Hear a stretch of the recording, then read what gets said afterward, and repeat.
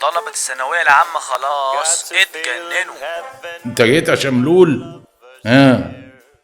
حجزت دروسك كلها؟ حجزت. طب والتاريخ؟ مش عارف اعمل ايه، انا حجزت كل حاجه ما عدا التاريخ، وانت عارف ان انا بحب التاريخ قوي. وباقي معاك كام؟ متبقي 100 جنيه.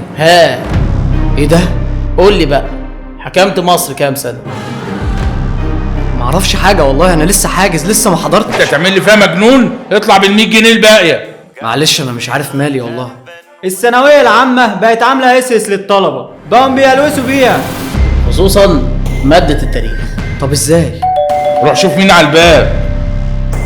انا عوض الغفير يا بيه، كنت عايز الشهريه.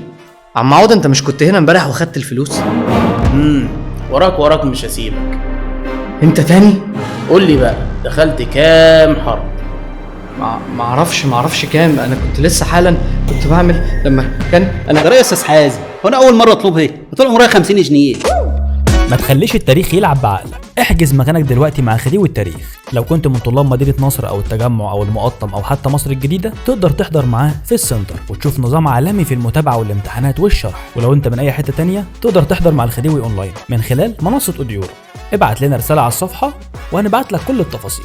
مع الخديوي التاريخ ما يخوفش.